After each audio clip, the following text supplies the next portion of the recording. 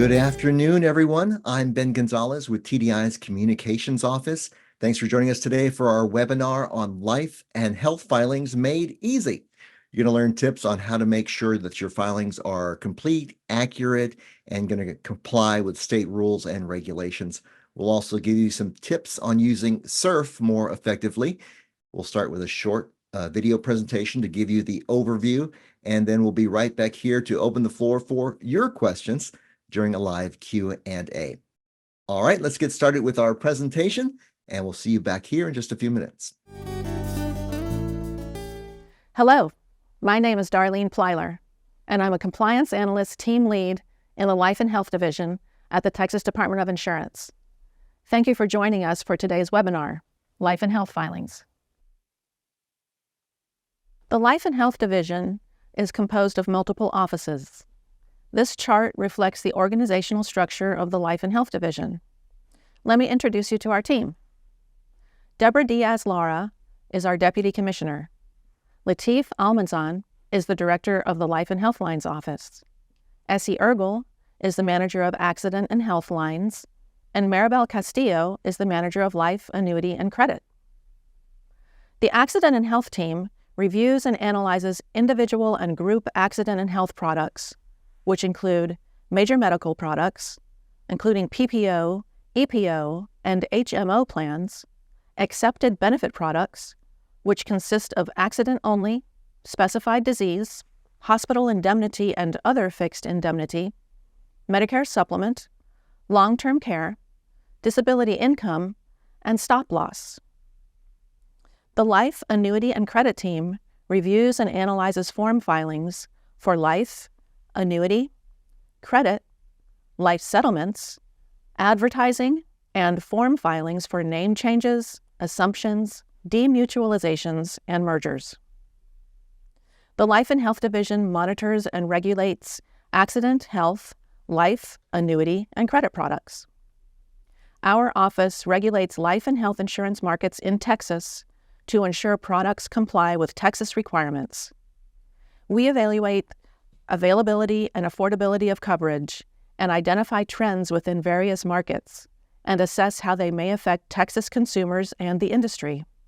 We strive to support the mission of the Texas Department of Insurance by regulating the insurance industry fairly and diligently, promoting a stable and competitive market, and providing information to consumers and the insurance industry that makes a difference.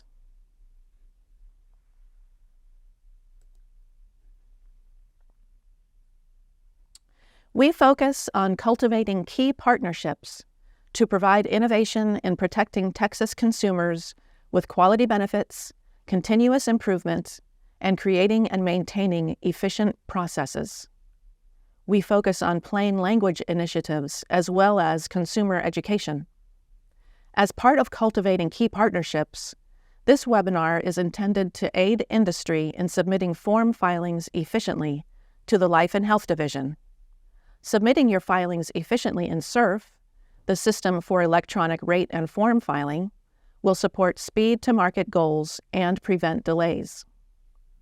Our focus on continuous improvement contributes to creating and maintaining efficient processes for stakeholders and consumers. Our focus on plain language initiatives ensures consumers understand their coverage documents and benefits. We implement plain language initiatives to support consumer education in insurance products. During this webinar, I'll focus on several key topics. Some of the things I'll talk about include transmittal and compliance checklists, exempt filings, SURF filing tips, statements of variability, top reasons for form filing rejections, top compliance objections, and post-submission updates. During this webinar, the term issuer is used for simplicity and is not intended to omit those who file on behalf of insurers or HMOs. This webinar is intended to benefit all involved stakeholders.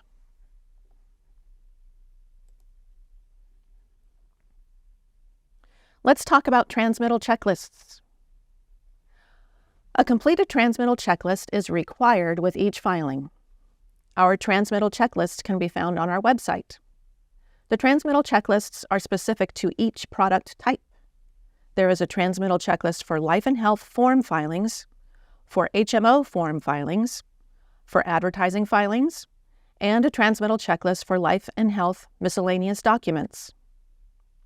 The transmittal checklists are easy to find in SURF. They're linked in SURF under the Supporting Documentation tab. Transmittal checklists must reflect accurate information. Sometimes, an issuer submits a transmittal checklist that reflects information that is not consistent with the forms or other information they included in their filing. The information in the SURF filing and the information reflected in the transmittal checklist must be consistent. For example, indicating review and approval as the requested filing mode on the SURF General Information tab, but indicating the filing type exempt on the transmittal checklist. An inconsistency like this will result in a request for corrections during the filing intake process, which will ultimately delay speed to market efforts. Please make sure the information you enter in SURF represents what you have actually filed with the Texas Department of Insurance.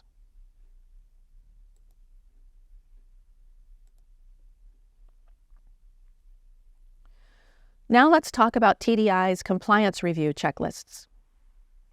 Our compliance review checklists can be found on our website and are organized by product type. There's a checklist for accident and health products, annuity products, credit insurance forms, HMO forms and HMO form filings, life insurance product checklists, checklists for life settlement forms and data reports, other forms that are detailed, including but not limited to fraternal filings, private placement filings, life and annuity riders endorsements and amendments, index-linked crediting features and others, prior authorization request forms, and small group certification forms. There's also a complete listing by form number of our compliance review checklists on our website. Using our checklist will save time and can help with speed to market goals. Your completed compliance review checklist should be attached as a supporting document under the Supporting Documentation tab in your SURF submission. When completed thoroughly and accurately, your completed compliance review checklist lends context to your filing and can help clarify the intent of the provisions and product features in your filing. Please note that our checklists are updated regularly to reflect new statutes and administrative rules applicable to your filing. The most up-to-date version of the compliance review checklist for each product is available on our website.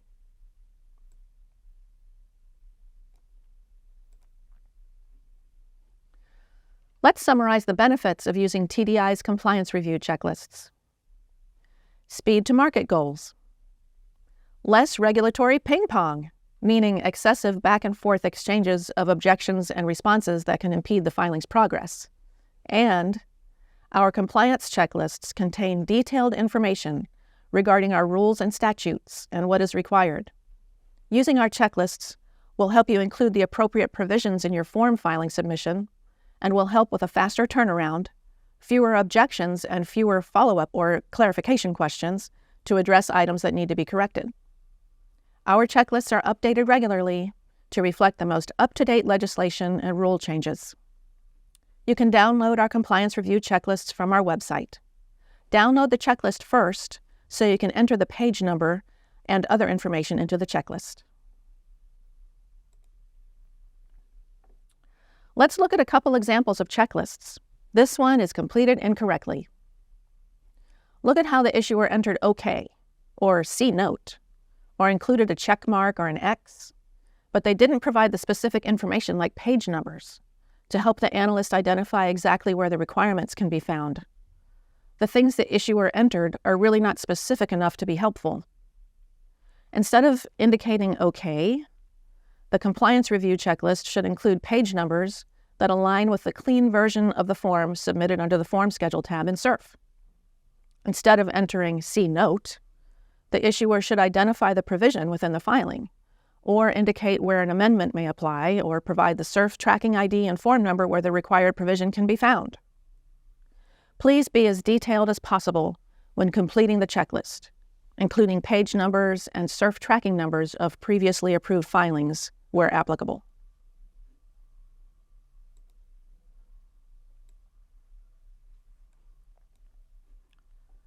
Now let's compare that with this example, showing a checklist that the issuer completed correctly.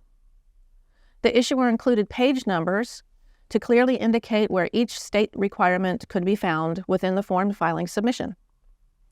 If the information the issuer includes in the checklist is specific and accurate, the completed checklist will help the analyst identify where each requirement can be found in the filing, resulting in improved turnaround time, also known as speed to market, and less regulatory ping pong.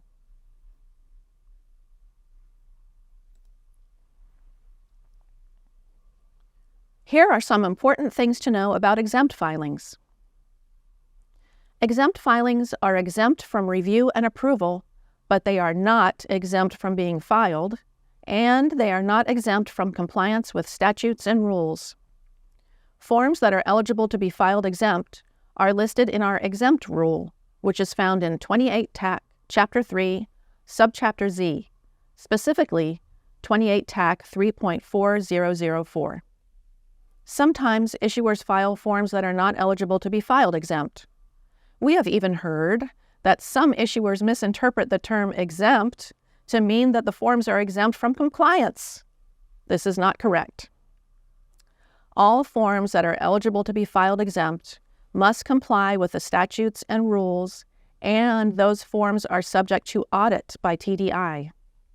If TDI audits a form that was filed exempt, and we find that it is not compliant, you will receive a notification of failed audit letter detailing the deficiencies and requesting that you cease using the form.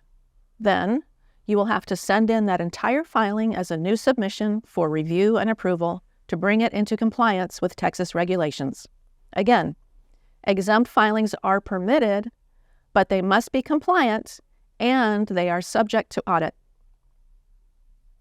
Carriers can lose their ability to file exempt. Notably, a high percentage of exempt filings fail audit. For this reason, we will begin auditing more exempt filings. We encourage issuers to ensure your exempt filings are compliant with Texas regulations before you submit them. Please note that once a filing has failed audit, no future filings of that product should be filed as exempt. There are some kinds of exempt filings that usually fail audit. Filings with any utilization review usually fail audit, and national filings that are not modified for Texas law usually fail audit. Here are a couple examples of filings that can't be exempt. New or unusual products cannot be filed exempt. TDI encourages issuers to reach out to us regarding any new or unusual products. You can reach out to management and executive leadership anytime you have a new market idea or a new or innovative benefit structure. Before you submit a product like that in SERF, we encourage you to reach out to us and have a discussion with us. We can look at what you indicate you want to do before you move forward with creating a business plan. Contacting TDI and talking to us in advance about your new innovative product will save all of us, that's you and TDI, a lot of time. Please contact us anytime you have a new or unusual product. Filings with a PPO or EPO structure cannot be filed exempt. Any filing that has a PPO or EPO structure is subject to review and approval and cannot be filed exempt. Sometimes dental insurance plans are mistakenly filed as exempt when dental insurance plans include a structure similar to a PPO or EPO type plan, where it's talking about things like non-contracted and contracted benefits. That is a structure similar to a PPO structure, and that product cannot be filed exempt. Here are a few general filing tips. Except for substitutions, do not file the same form or form number more than once. Don't attach red line copies of previously approved forms under the Form Schedule tab. The Form Schedule tab should only include the forms that you're filing for our review or approval. Do not attach previously approved forms or supporting documentation like reports or redline documents to the Form Schedule tab. Reports and redline documents should only be attached to the Supporting Documentation tab in SURF. Don't combine different types of products with complicated variability. For example, combining a PPO policy and an EPO policy. These are two distinct and different products, so there should be two separate form filing submissions, one for PPO and one for EPO. Don't set the entire filing as confidential. If an issuer sets the entire filing as confidential in SURF, then the record will not appear to the public. SURF is public access. Please do not set the entire filing as confidential. Please note that it is the insurer's responsibility, not TDI's, to mark the filing confidential as appropriate. If the issuer does not mark the filing correctly, confidential information may be open to the public through public access in SURF. Rejected filings cannot be refiled as a resubmission. If your filing was rejected, then the new filing will be a new submission. The submission type, resubmission, is only appropriate when the previous filing was disapproved. Don't file a new form as substantially similar to a very old form. The old form probably isn't compliant. DBAs, trademarks, service marks, and logos must be filed with the Secretary of State and TDI company licensing before they can be included in SURF filings.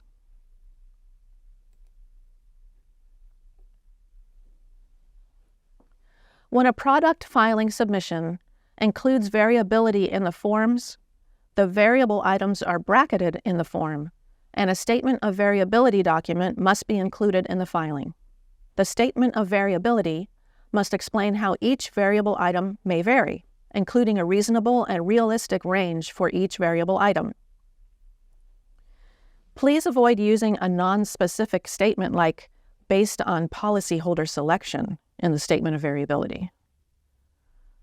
Don't include an explanation like based on plan design. A statement like based on plan design is not sufficiently descriptive for a required offer or a state-mandated benefit. Variability must fall entirely within legal requirements. For example, for home health, do not use a range of 30 to 120 days when the statute requires at least 60 days. In this case, an acceptable range would be 60 to 120 days. In addition, statements of variability that are excessively long or complicated are not recommended. Please do not use excessive footnotes or include a statement of variability that is longer than the policy or form submission itself. Statements of variability must clearly describe how any variable language options will display in the final coverage document and ensure the final coverage document will meet compliance standards. Let's talk about the top reasons for filing rejection. Using a wrong or out-of-date transmittal checklist may result in the rejection of your filing. The most up-to-date version of the transmittal checklists are available on our website and are also linked in your SURF filing. Sometimes issuers save older versions of checklists and submit the filing with the older out-of-date version. Please use the most current version of our checklists, which are available on our website and linked in your SURF filing. We also reject filings when the issuer selects an incorrect SURF TOI, that's type of insurance, SURF sub-TOI, or subtype of insurance, or SURF filing type. If an issuer files an individual policy or evidence of coverage, but uses a group TOI, the filing will be rejected. If the issuer is submitting a policy for individual coverage, then the SURF TOI and SURF sub-TOI should also reflect individual coverage. Similarly, if the issuer selects a filing type that is not appropriate for the filing, such as schedule of benefits, when the form in the filing is an amendment, for example, the filing will be rejected. If rates are not provided separately and attached to the rates rule schedule as appropriate, the filing will be rejected. If the rates selected on the checklists do not match the rates that are submitted in the filing, the filing will be rejected. We do not allow more than one policy or contract to be submitted under one filing. Only one policy or contract may be included in each CERF filing. Each policy or contract must be submitted under a separate CERF filing ID. Filings that don't provide the entire filing package for forms previously disapproved or that failed audit with resubmission or audit revisions. When a form was disapproved or failed audit, the issuer is required to submit a new CERF filing containing the revised form that reflects corrections made to the initial version of the form. For example, if the issuer initially filed a policy in 4 schedule pages and that filing was disapproved, then the issuer should submit a new CERF filing containing the revised and corrected policy and the 4 schedule pages that also require correction. In other words, the entire filing package. The same requirements apply to audit revision filings. Filings that don't classify a form as exempt, file and use, resubmission, audit revisions, or substitution. Sometimes we receive a CERF filing and the issuer doesn't indicate in the filing how the form will be used. Will it be file and use? Is it a resubmission? Please note, the filing can be a resubmission only if the previous filing was disapproved, not rejected. Outstanding filing fees with a balance over 120 days old. When the issuer has a form filing fee bill that has not been paid and the bill has been due for over 120 days, TDI puts that issuer on a hold list, and we reject any new filing submissions until the balance is brought current. Filings that don't provide a cover letter or appropriate information under the CERF General Information tab. Each form filing submission must include information that tells us how the form is going to be used. For example, whether it's for individual or group, if it's a substantially similar filing, or if it's a new and innovative product. It's very helpful for the issuer to include a description of that new and innovative product in the filing description or in a cover letter attached to the supporting documentation tab. Filings that don't comply with legislative updates. The Texas legislature convenes every 2 years. Each regular Texas legislative session begins in January in odd-numbered years. Issuers, including dental carriers and HMOs, must file updated forms to comply with legislative updates. The 88th Texas legislative session adjourned in May 2023. As a result, several laws are in effect as described by Commissioner Bulletin B0012-23. The Commissioner's Bulletin summarizes select bills enacted by the 88th Legislature that affect insurance and the people and entities that the Texas Department of Insurance regulates. Please see the link to the Commissioner's Bulletin on TDI's website.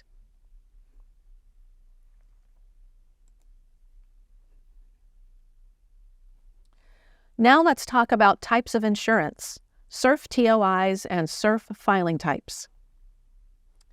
Every CERF filing is designated by a CERF TOI, CERF sub-TOI, and CERF filing type. The TOI and sub-TOI are selected by the issuer when the filing is submitted. After the issuer submits the filing in CERF, the TOI, sub-TOI, and filing type are set and cannot be changed. If the TOI, sub-TOI, and filing type do not accurately reflect the type of insurance your filing represents, your filing will be rejected. Please ensure the TOI and sub-TOI of your CERF submission matches the product included in your filing. Selecting an appropriate TOI and sub-TOI is essential for ensuring your filing does not get misfiled, misdirected, and assigned to the wrong review team, or reviewed using review standards that are not appropriate for your filing. If the TOI and sub-TOI do not accurately reflect the type of insurance your filing represents, your filing will be rejected. A list of TOIs and sub-TOIs is available for your reference under the Filing Rules tab in CERF. In addition to the TOI and sub-TOI, every SURF filing is designated by a filing type. Please ensure the filing type matches the specific document being filed, such as policy, amendment, application, advertising, etc. The filing type is selected by the issuer when the filing is submitted. After the issuer submits the filing in SURF, the filing type is set and cannot be changed. If the filing type does not accurately reflect the type of filing, your filing will be rejected. A list of filing types is available for your reference under the Filing Rules tab in SURF.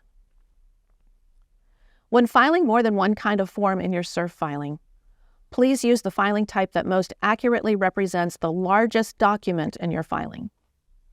When submitting a filing, you will choose the main filing type, depending on what is being submitted.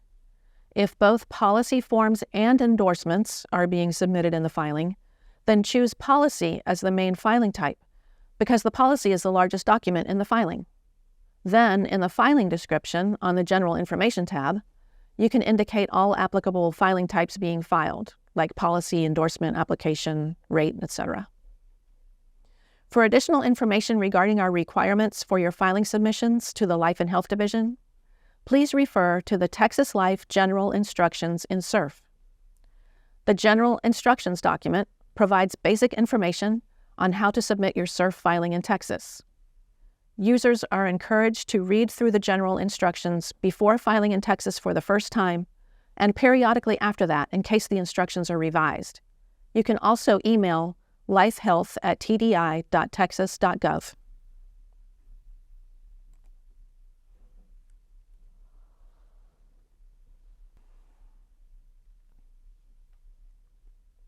This slide shows some of the SURF tabs. Your SURF filing is constructed using several tabs where essential information regarding your filing can be found, forms can be attached, and documentation can be uploaded. Let's look at the General Information tab.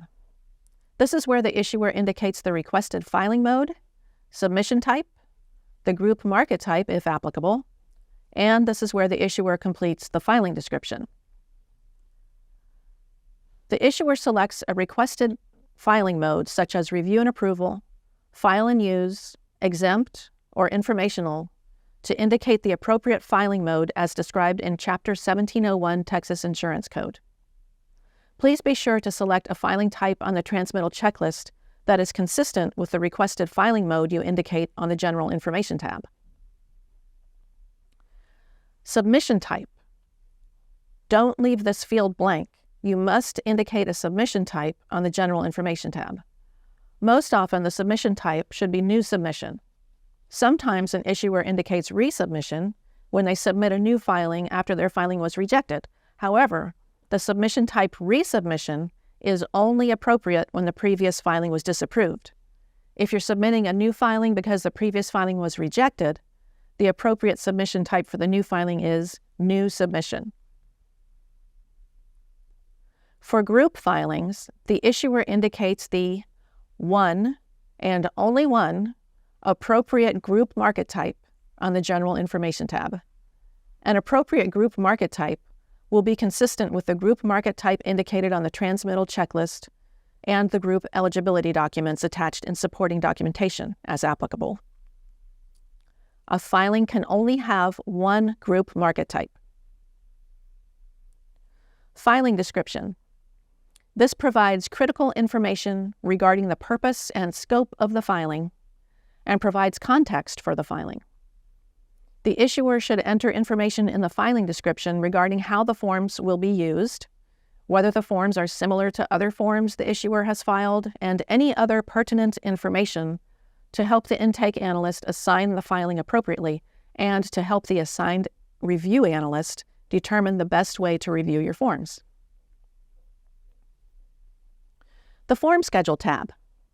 This is where the issuer attaches the forms to be reviewed in the filing. For example, policy, application, endorsement, and so on. Please note that if a form is attached to the Supporting Documentation tab instead of the form schedule, it will not be reviewed. Forms submitted for review must be attached to the form schedule. The Supporting Documentation tab. This is where the transmittal checklist, statement of variability, actuarial memorandum, if applicable, and any additional supporting documents are attached. For example, group eligibility documents, red line documents showing changes between a new form and the previously approved version, and lists of previously approved forms. And the Filing Correspondence tab is where objection letters, filing dispositions, notes to reviewer, and notes to filer can be found.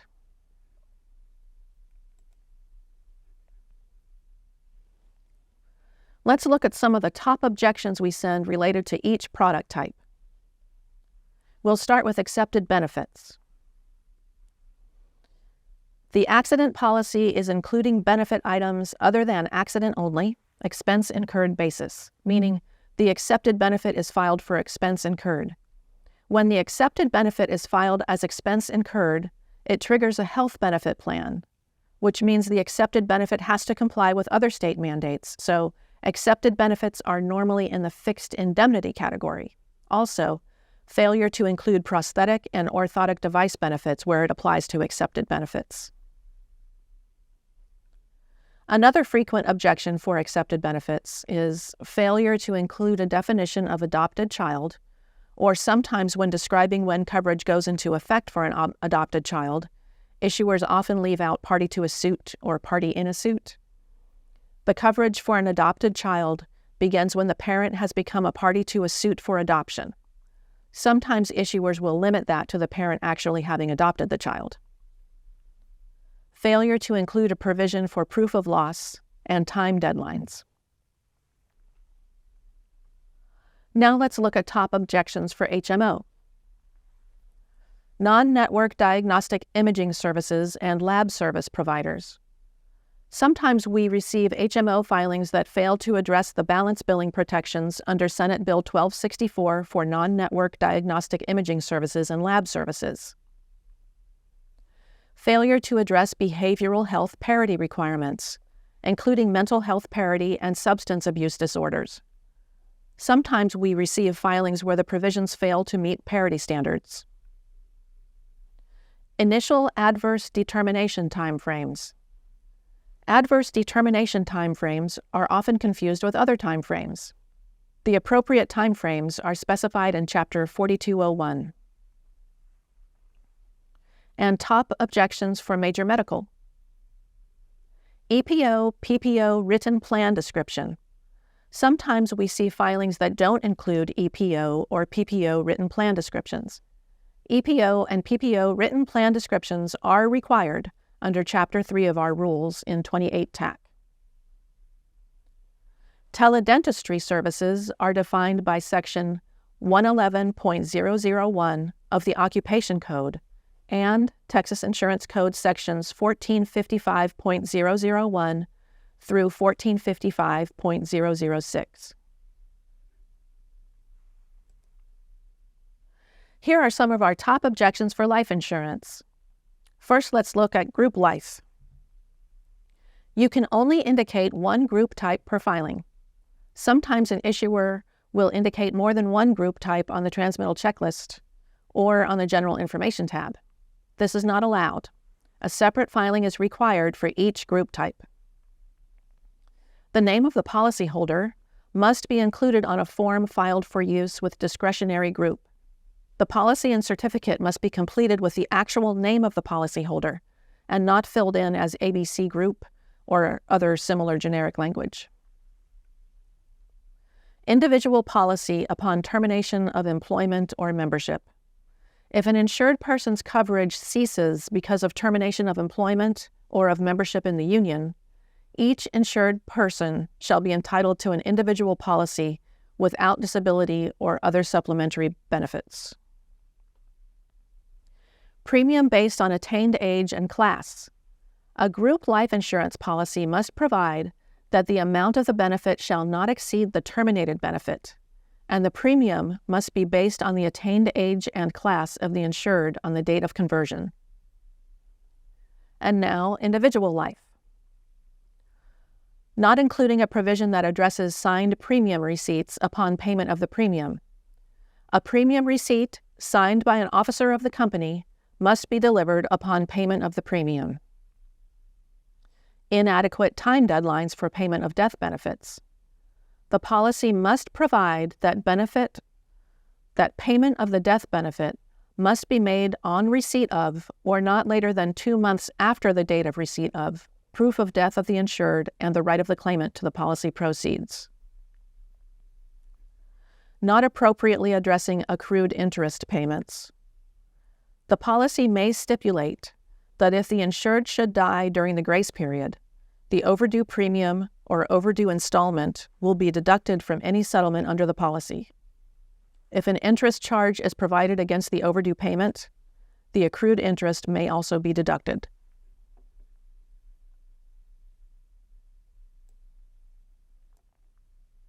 Top objections for annuities. First up, top objections for group annuities. Remember, you can only indicate one group market type per filing. A separate filing is required for each group type. Only one group market type can be indicated on the transmittal checklist and on the General Information tab. Including discretionary clauses which are prohibited pursuant to TIC Section 1701.062 and 28 TAC Section 3.1202 through 3.1203. If a provision indicates that a claim can be impacted solely at the discretion of the issuer, we consider that to be a discretionary clause, and discretionary clauses are prohibited for all insurance forms. Restrictions for separate accounts.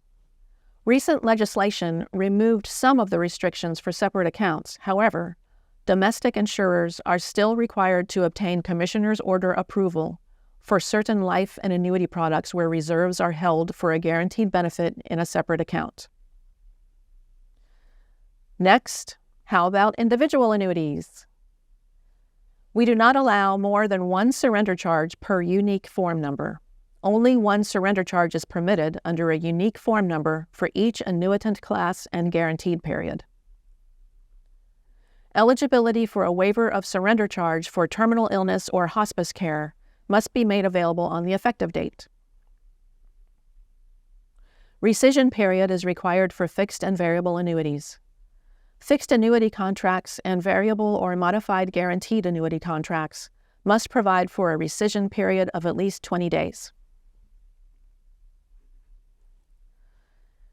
These are some common compliance issues we see. Sometimes an issuer includes language in a new form that had been removed from a previous filing due to an objection. When we require issuers to make revisions to a form, the issuer makes the revisions, and then we're able to approve the form. After the form is approved, sometimes an issuer might want to make more changes to the form, or might want to add an amendment due to recent guidelines or changes in legislation. And then, rather than making the changes to the most recently approved form, sometimes the issuer will mistakenly revert back to the previous non-compliant form.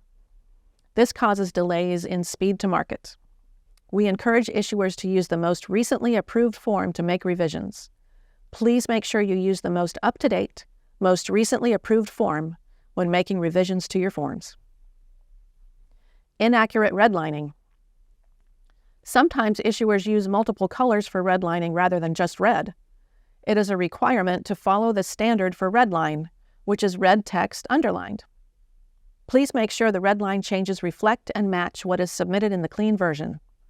If you're deleting a provision and your redline document shows that it is deleted in the new version, please make sure that it's also deleted in the clean version of the form that is attached to the form schedule. Abusing a form's exempt status under 28 TAC Section 3.4004 by filing large rate increases as exempt. When you respond to our objections, please be sure that you address all of our objections. Responses to objections that do not resolve the objection or that only provide a vague response can cause follow-up objections and impede the progress of the filing. Responses to objections that provide only amended language but do not explain how the amended language resolves the objection can also slow down the progress of your filing.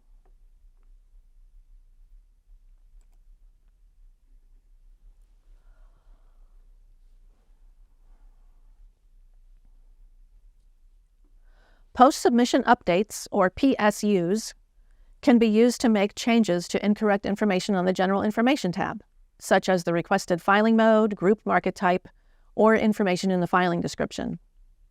During the intake of your filing, you may receive an objection asking you to submit a PSU, or post-submission update, to revise the submission type from resubmission to new submission if the previous filing was not disapproved. Sometimes an issuer wants to revise the information in the filing description to be more descriptive of the filing. This can be done via PSU. Sometimes an issuer selects a group market type on the General Information tab that is inconsistent with the information on the transmittal checklist or other information in the filing, and the analyst will ask the issuer to resolve the inconsistency by making a PSU.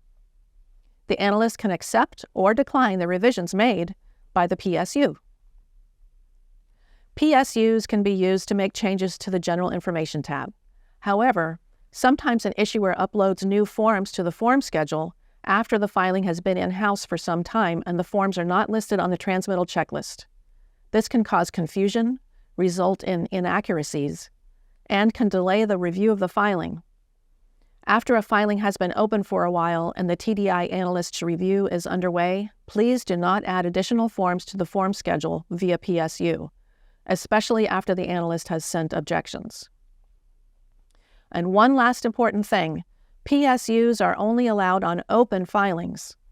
The issuer can make a PSU while the filing is open, in other words, before a final disposition status like approved, reviewed, or disapproved has been entered. After the filing has been closed and a final disposition has been entered, no PSUs can be made. We do not allow PSUs on a filing after it has been closed and a final disposition entered.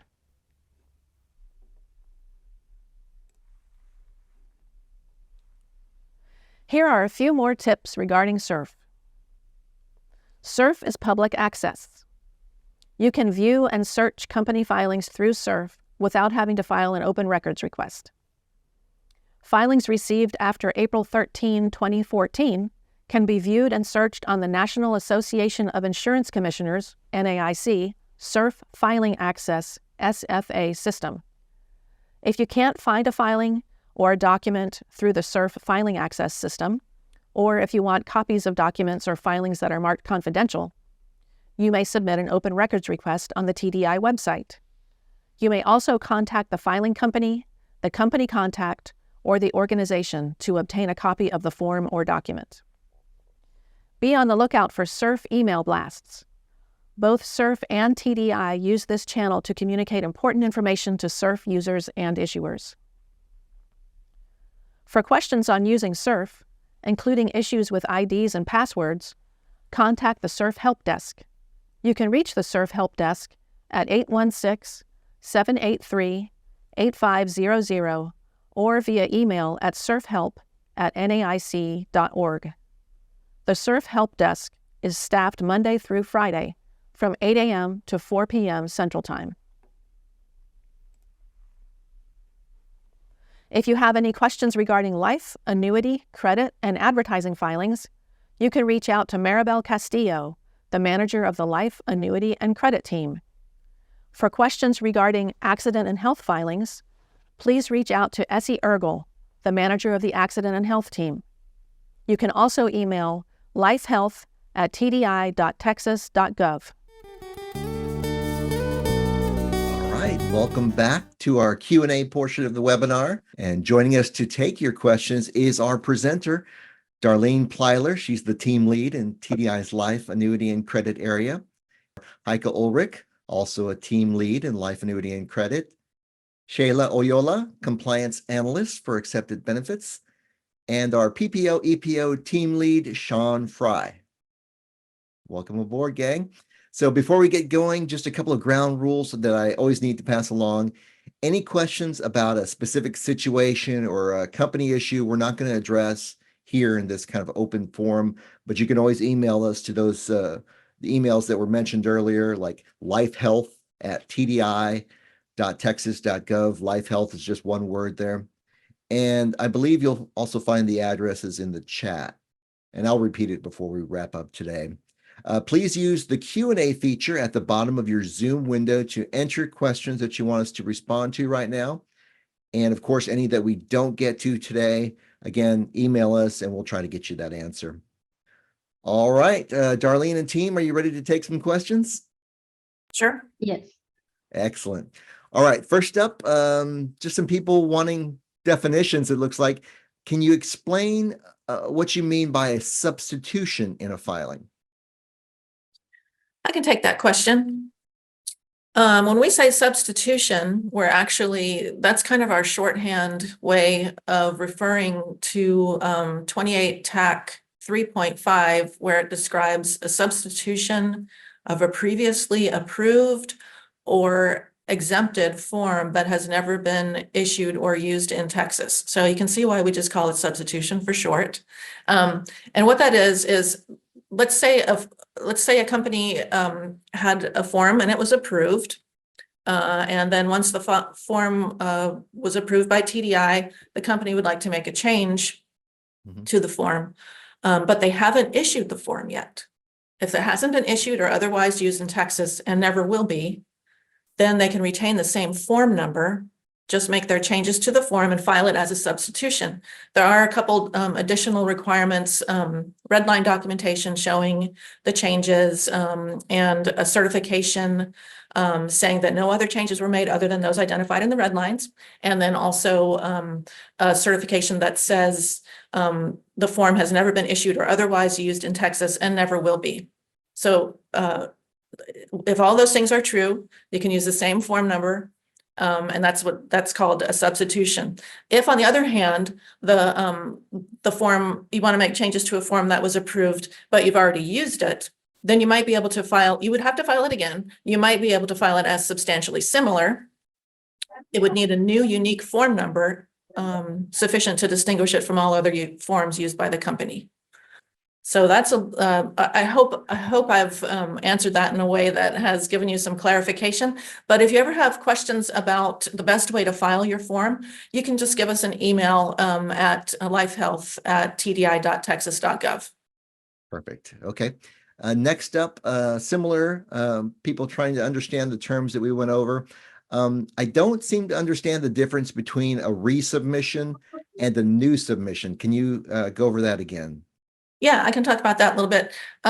So resubmission, a resubmission is another, it's also it's a nickname for a short, the longer, the way the TAC calls it is a resubmission of a previously disapproved form. So if your form went through the approval process and ended up with a disapproval disposition, meaning it was assigned to a reviewer, went through the reviewer process, we had objections, and then at the end of the review period, the objections were still not resolved. So we closed the filing disapproved. You got a disapproval disposition. Then you'll make the changes and send your filing in again, and that'll be a resubmission. If, on the other hand, your filing was rejected at intake for intake reasons, then that'll be a rejection, which will result in a new filing when you send back your new filing correcting the intake objections. And again, if anybody has questions about how that flow chart goes, just contact us and we'll get you an answer. Next up, I need to make a life illustration certification filing. What forms am I going to need to submit? And also, will TDI be reviewing the illustrations? I'd like to clarify about illustrations. We call them illustrations for short sometimes, but what they really are is an annual certification that companies send in telling us that the illustrations they use comply with the requirements in 28 TAC 21.2211. So annually, a company will just send us a certification. All supporting documentation is all it is. There's no forms in the filing. Just letting us know that the illustrations they provide to their policyholders and prospective policyholders, that those documents that TDI does not see, the certification says that those documents comply with the regulations. Okay, sounds good. Next up, you mentioned several checklists during the presentation. One, where do I find that? And is there a central checklist that TDI uses when they're reviewing a filing? Let's see. Heike, would you like to answer a question about the checklists? Yes, sure. So we have checklists. You can find them on our website, on our TDI website. If you look under forms specifically, there are forms for the accident and health side, and there are forms for the life, annuity, and credit side. There are specific forms for my side, as in the life, annuity, and credit. There are specific forms as individual and group whole life checklists. There are specific annuity checklist, as well an application and endorsement checklist, including advertisement. So there's not one central, there's more rather for each product type, a specific checklist. Okay, so they're individualized to the filing then. Next Right. up, next question. What does it mean when you say, what does it mean being audited?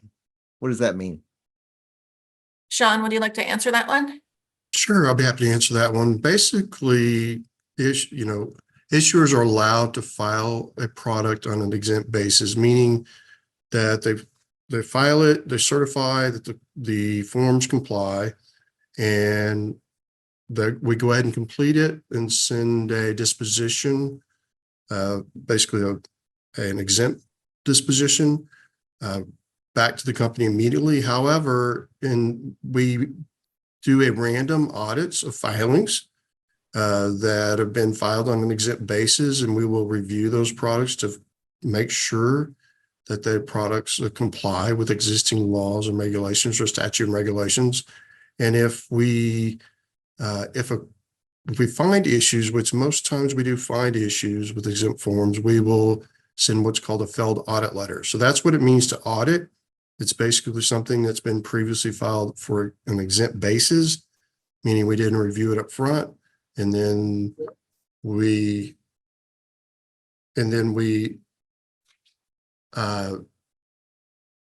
Decided to go back and look at those. correct. Yeah, I saw some discussions in the chat about the exemptions and not abusing exemptions.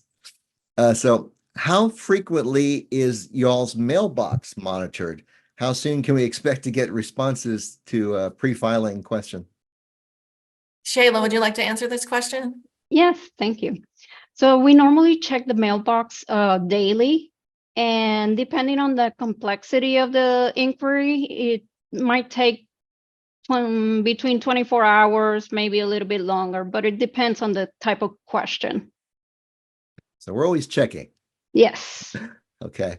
Next up, when do you use rejected versus disapproved? What's the difference there?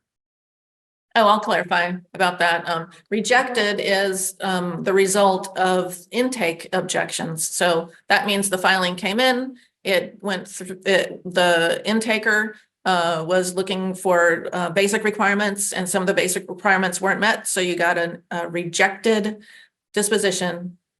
Disapproval means the filing was, it went through intake, and then it was assigned to a review analyst. It went through the review process, but there were still objections at the end of the review process that never got resolved. So then you'll receive a disapproval disposition. So that means it's had a review at that point. Mm-hmm. Gotcha. Okay, we've only got about 5 minutes, so we're going to try to speed up a little bit. Can you be specific regarding what version of a form goes in the form schedule tab? I always thought it was a new form without markup, but one of the reviewers requested the form include brackets in this tab. Can you be specific there? So Shayla or Sean, would you like to answer that one? I'll take it. So yeah, the clean version of the form that you're seeking approval or review may only have brackets to designate any language that may vary. So when we say markup, we don't want any red lines, highlights, internal comments. Your clean form should be submitted on the form schedule tab, and then any supporting documentation, explanation of variability, red line versions of the form should be submitted under the supporting documentation tab. Okay. Thank you, Shayla. Mhm. This is also kind of a specific question also about filing. I've had reviewers ask me to remove a cover letter from supporting documents or the supporting document tab. Can you all confirm that you accept cover letters attached to the supporting documents tab? Heike, would you like to take this question? Yes, I can take that question. I can confirm we accept cover letters. We actually need them to understand how forms will be used. The cover letter can be in the general information tab included as a description, or if companies or issuers prefer, they can upload it under the supporting documentation tab, but it is needed. Okay, so that cover letter is also a time when you can explain what you intend to do with your filing there. Yes. Okay, next question. I've not seen a compliance checklist for A&H. Is there a new requirement, and can you tell us the form number if possible? Sean or Shayla?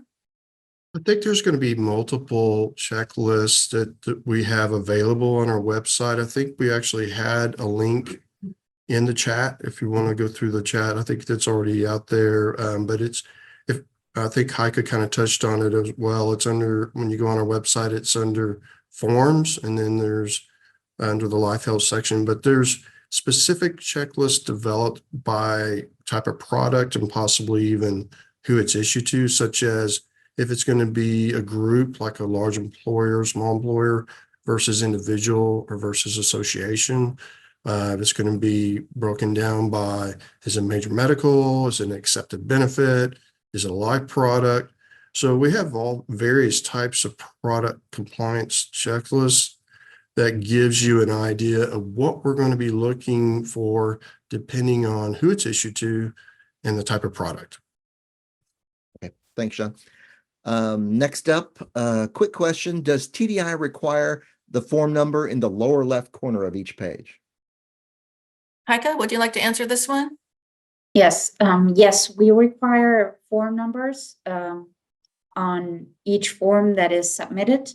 And it's important that this form number is individual to the company for each filing. So anytime you're submitting a new or provide new filings for review, you need the forms need its own individual form number. So it cannot be repetitive, with exception of, for example, the and not the substitution.